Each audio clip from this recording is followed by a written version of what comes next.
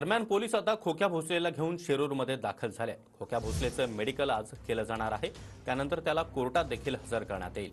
दरम्यान पहाटेच्या सुमारासच प्रयागराजवरून खोक्या भोसलेला घेऊन पोलीस संभाजीनगरमध्ये पोहोचले आणि लगेचच त्याला बीडकडे घेऊन जाण्यात आलं आणि आता पोलीस खोक्या भोसलेला घेऊन शिरूरमध्ये दाखल झाले। खोक्या भोसलेचं मेडिकल देखील केलं जाणार आहे।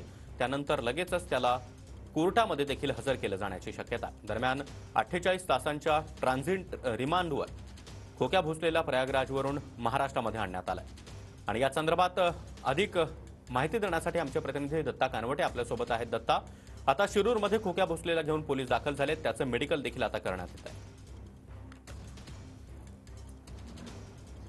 नक्कीच सागर, शिरूर तालुक्यामध्ये सध्या खोक्याला घेऊन पोलिसांचं पथक दाखल झालेलं आहे।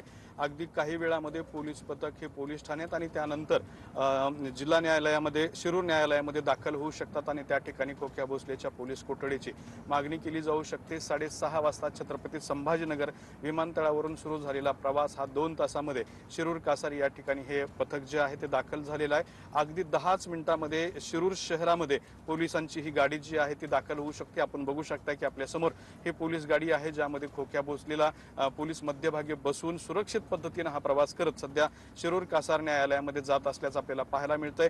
गेल्या 8 दिवसांपासून खोक्या भोसलेची महाराष्ट्रात चर्चा होती। मागचे 6 दिवस खोक्या भोसले हा फरार होता। प्रयागराज येथे खोक्या भोसलेला अटक करण्यात आली आणि विमानाने त्याला छत्रपती संभाजीनगर विमानतळावर आणण्यात आलं आणि हा सगळा जो प्रवास आहे तो बीड मार्गे शिरूर कासार या ठिकाणी होत असल्याचं आपल्याला पाहायला मिळतंय।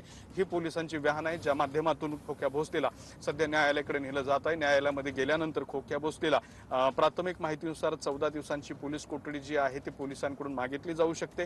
न्यायालय किती दिवसाची कोठडी देणार हे पाहणं महत्त्वाचं ठरणार आहे। मात्र पोलीस कोठडी मिळाल्यानंतर पोलीस या सगळ्या खोक्या भोसलेने केलेल्या गुन्ह्यांचा आरोपांचा तपास जो आहे तो करणार आहेत आणि त्यासाठीच सध्या खोक्या भोसलेला शिरूर कासार न्यायालयाकडे घेऊन जात आहेत। नक्कीच दत्ता, धन्यवाद या माहितीसाठी।